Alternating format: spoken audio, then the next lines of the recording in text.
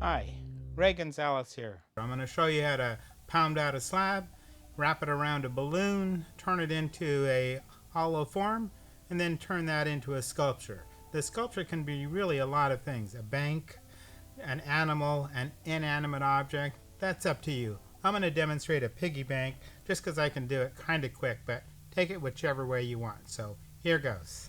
And since I'm going to make a bigger slab, I'm not going to just grab clay. I'm going to use the shape of this block of clay to my advantage. And about 2 fingers wide is how deep I'm going to cut this clay. So my 2 fingers are here. I'm going to make a mark there. And I'm going to put this wire right here and pull it all the way through nice and carefully. And I have this nice slab. Here's the slab. Lots of ways to turn this into a nice even slab. I'm going to show you a couple of them. One of them is by slamming the clay down, by stretching it. And since I want this to be more of a square than a rectangle, right now it's a rectangle, what I would do is I would just pick the clay up in this direction because I want it to stretch this way. If I left the clay going this direction, when I slam it down, it's going to be long, and it's going to look like a long noodle. Like this. My hands go back this way when I'm done. I don't just stand here. I don't keep my hands here. It's a motion where one foot is in front of the other.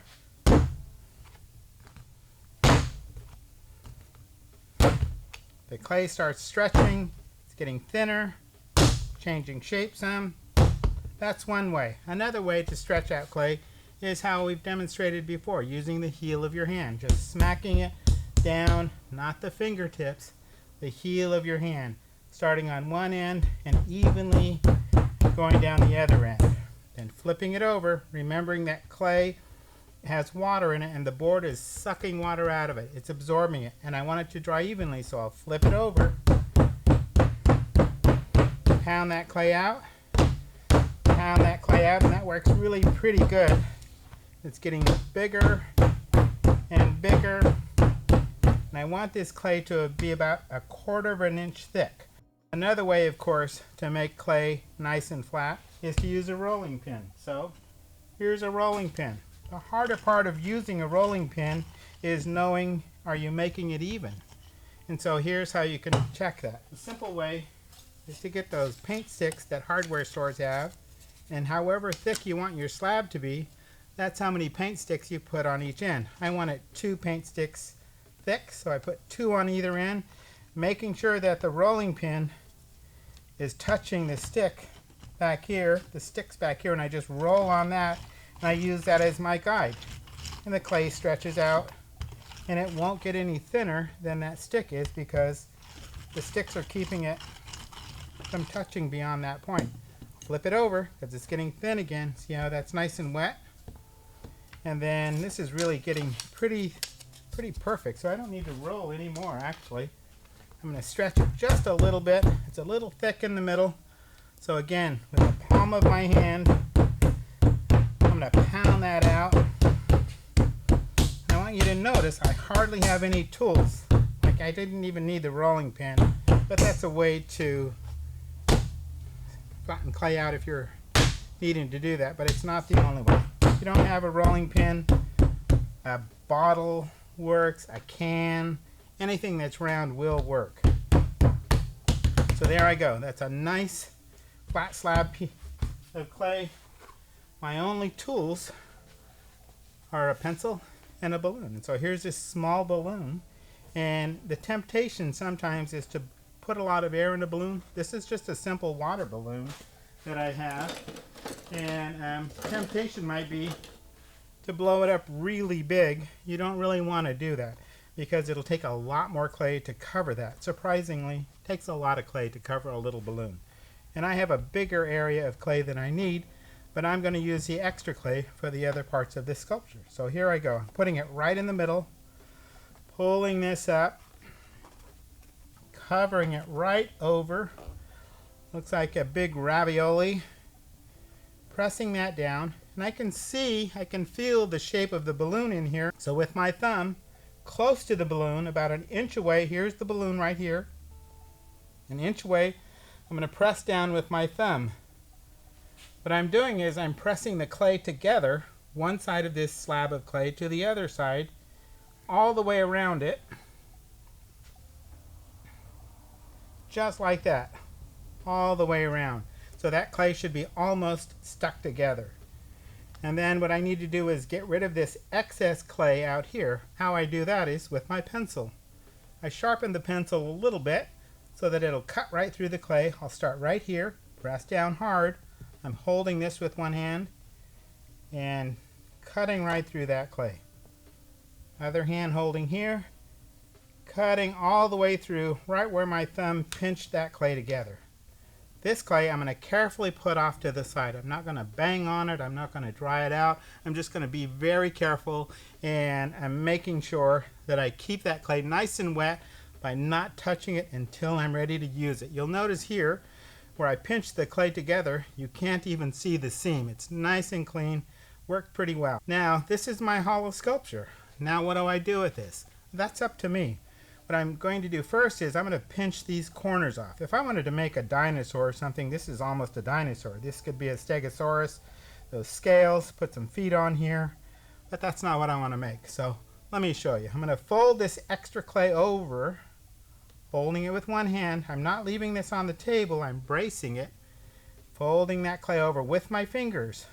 The clay is wet enough so that is all I need is to firmly smooth that clay down. Blend that all the way down, all the way over, and get rid of that ridge.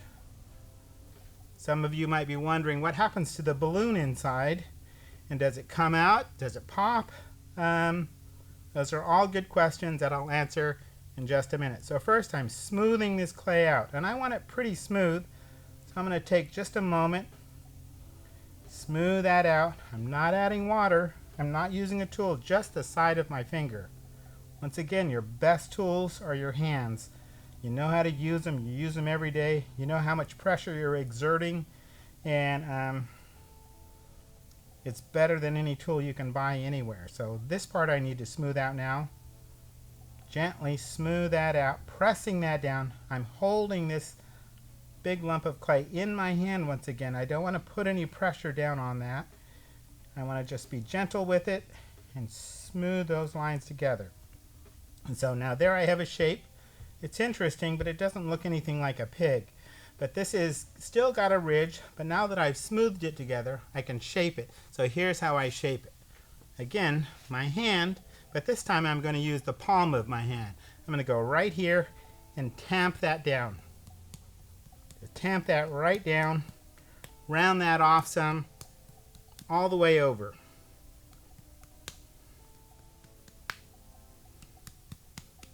Being gentle, I have to be a little bit firm, and I'm holding it in my hand,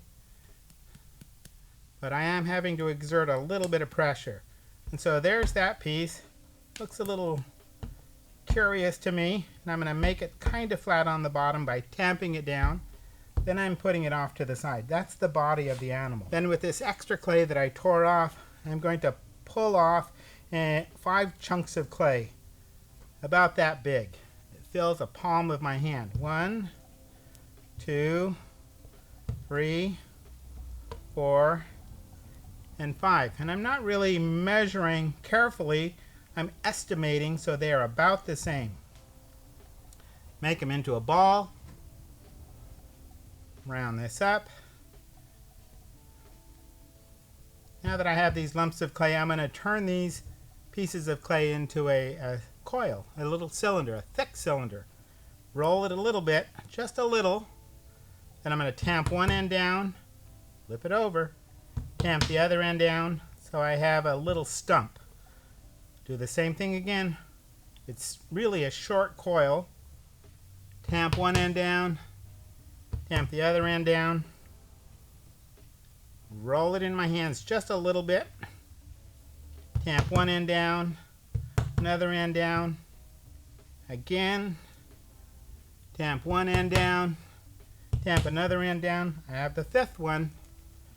Roll it, tamp it down, tamp it down. You might be wondering, are these going to be the legs of the pig? Yes. And you might be wondering, why do I have 5? You'll see. So here we go. This is the pig. I'm going to reshape this a little bit right now. Smooth this. And then if this is the belly of the pig, what I don't want to do, I don't want to put a leg right in the middle. That would be like if we had an arm sticking right out of our chest. I'm going to make sure I put these legs off to the side, not in the middle, off to the side. And I want you to notice I'm now holding this against my body. I'm not leaving it on the table. I'm holding it and bracing it.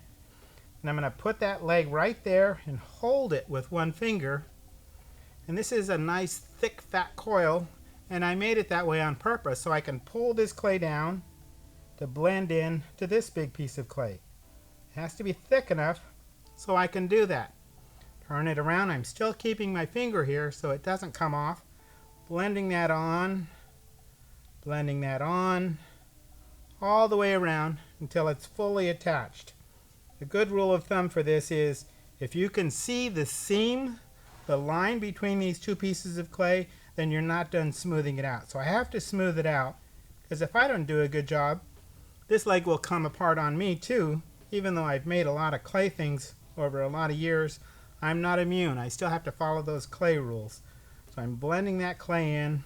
That looks pretty good. I'm going to put this leg right here next to that one. Again, I'm holding it in my hand close to my body, pulling this thick coil of clay to the body of the pig, to this mass of clay, blending it in, getting that seam nice and smooth. I have to attach it all the way around, and I have to be careful. I'm supporting it as I'm working it so that there's no pressure that's going to cause something to come apart. 2 legs are on. Time for the other 2. There's one. This one's pretty thick. That's okay. Hold it against my body, not putting it in the middle, putting it right on the side, smoothing that clay all the way in to the body of the pig, getting rid of that seam all the way around. We're halfway done with this already. This part takes the most time, I think, but it's important to take your time with it so that it comes out well and it stays together. One more leg. Here we go, right here. Brace it right there against my body. Pull that clay towards me into this bigger piece of clay, getting rid of that seam. Blend that clay right in.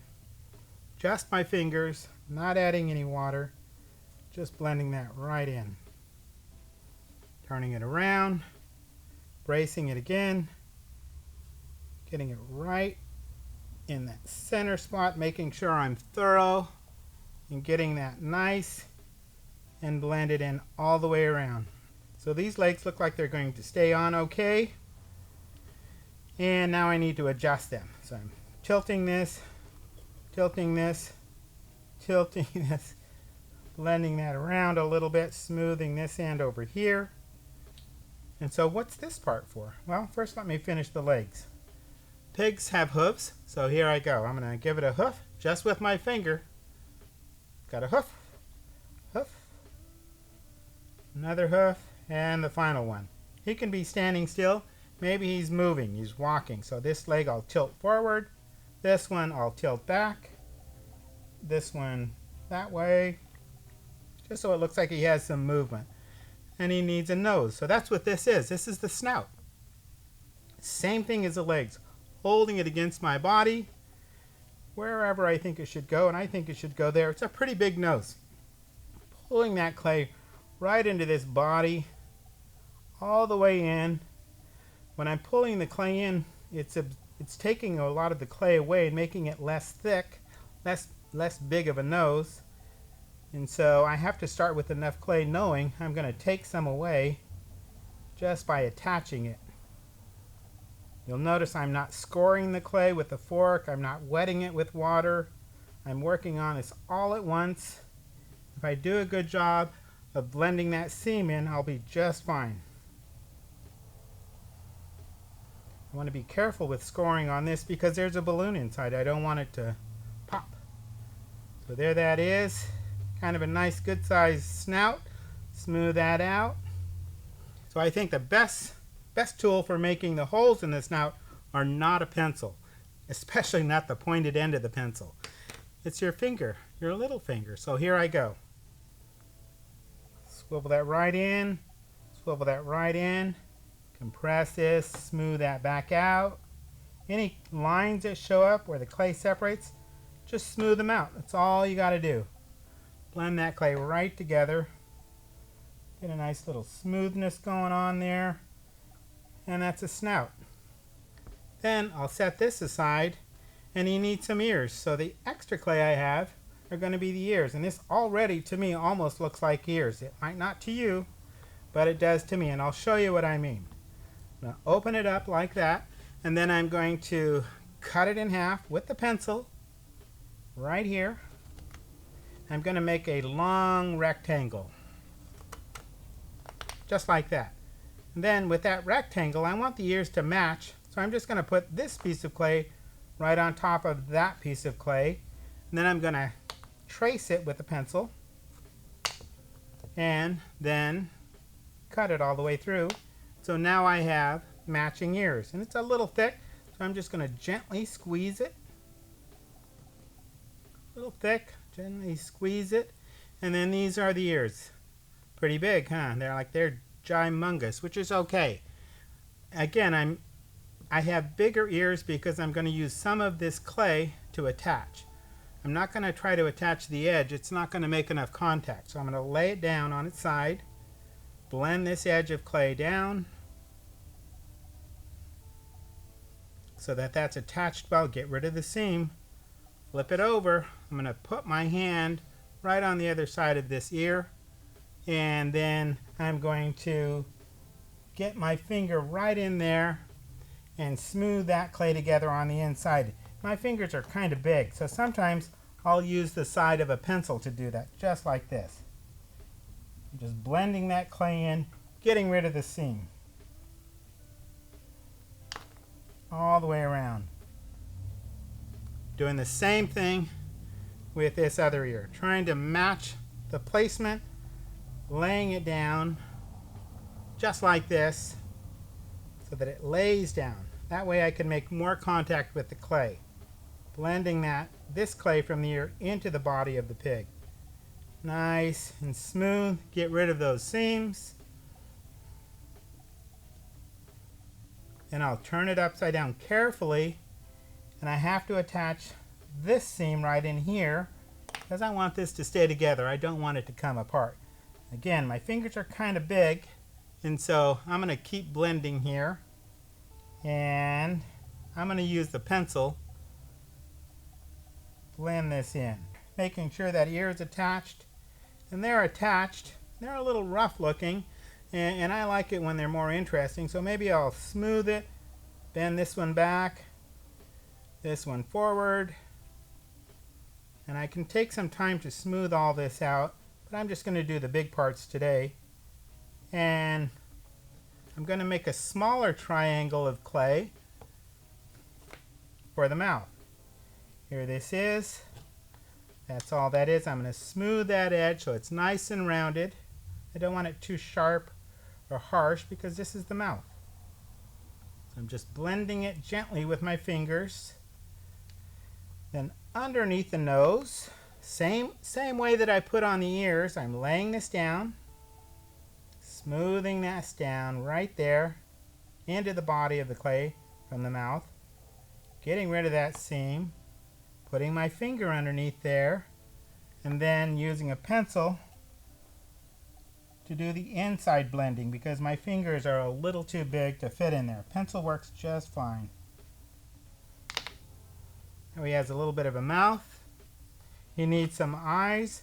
I'm not going to use the sharp point of the pencil. I'm going to use the eraser side. Let's give him a couple of eyes. Right there. He's almost done. I can take a lot of time now and smooth this out, but for now I'm just going to show you the basics. And he needs a tail. Every pig needs a tail, and so I'm going to make a tail. The temptation might be to roll out a really thin tail like this. The problem with that is this thin piece of clay is going to dry quicker than this thick piece of clay, and it's likely to fall off and break. And so what I have to do is roll out a little bit more clay, thicker than you might think. Just roll it out. I'm making the point or the tip pointed by just pinching it. And this side, just like when I was showing you how to do the ears, I'm laying that down first so the clay can make a lot of contact. Blend that in, pick that up, blend that in all the way around so that it stays. I don't want the tail to come off. Then I'll hold it close to the base where it's attached, then I'll curl it.